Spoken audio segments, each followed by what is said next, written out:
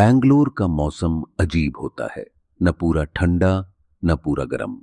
और शायद इसी वजह से कुछ जगहें कभी पूरी तरह नॉर्मल फील ही नहीं होती।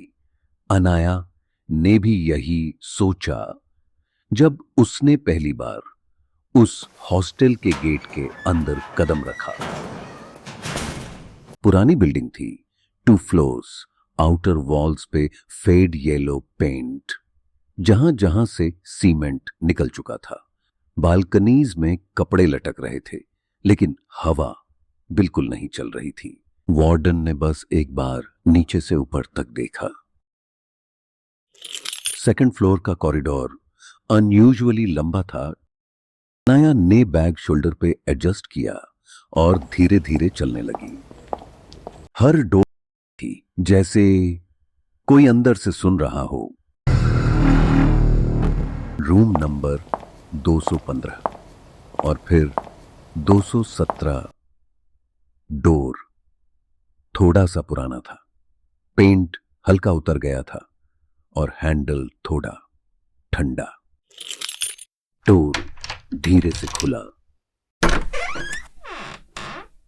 रूम सिंपल था, 2 बेड्स, एक अलमेरा, एक स्टडी टेबल और एक विंडो जो डायरेक्टली सामने वाली बिल्डिंग की दीवार पे खुलती थी। नो व्यू, परफेक्ट, प्राइवेसी मिलेगी, उसने सोचा। रूममेट अभी तक नहीं आई थी। वार्डन ने बस इतना बोला था, कभी भी आ सकती है। अनाया ने अपना बग बेड पे रखा और रूम इंस्पेक्ट करने लगी। सब नॉर्मल था, पर एक चीज थोड़ी ऑफ थी। रूम में हल्की सी स्मेल थी, ना डैम्प ना परफ्यूम, कुछ बीच का, जैसे पुरानी किताबें और हल्की सी जलने की स्मेल। शाम तक सब ठीक रहा।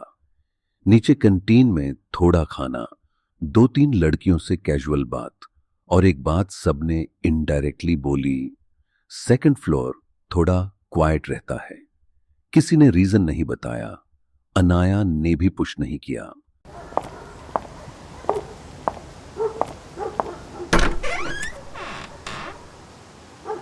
लाइट्स ऑफ एंड फैन धीरे धीरे घूम रहा था और उसकी हल्की सी टिक टिक आवाज रूम में इको हो रही थी। अनाया ने फोन साइड पे रखा और आंखें बंद कर ली। थोड़ी देर में नींद आ गई। एक हल्की सी आवाज, जैसे कोई वुडन चीज पे नॉक। अनाया की आंख खुली। रूम में अंधेरा था, शायद ऊपर वाले रूम से, उसने सोचा। फिर से आंखें बंद की। इस बार तोड़ा, क्लियर, और तोड़ा, नजदीक। अनाया सीधी होकर बैठ गई। आवाज अंदर से आ रही थी, रूम के अंदर। उसने धीरे से फोन उठाया, टॉर्च ऑन की। सब नॉर्मल, डोर बंद, विंडो बंद, दूसरा बेड खाली। ओके, इमेजिनेशन, उसने खुद से कहा।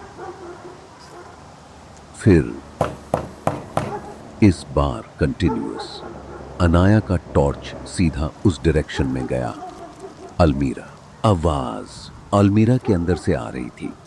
एक सेकंड के लिए सब फ्रीज हो गया। फैन घूम रहा था, लेकिन उसकी आवाज भी जैसे दूर हो गई। सिर्फ अनाया धीरे से बिस्तर से उतर, पैर ठंडे फ्लोर पे लगे हुए एक हल्का सा चिल बॉडी में दौड़ गया। छुआ होगा, उसने जस्टिफाई किया। हाँ, छुआ है होगा। वो अलमारी के पास आई। आवाज अब स्लो हो गई थी। थक थक, जैसे कोई थक गया हो। उसने हैंडल पकड़ा। ठंडा, बहुत ज्यादा ठंडा। एक सेकंड के लिए उसने रुकने की सोची, फिर उसने जल्दी से अलमारी खोल दी।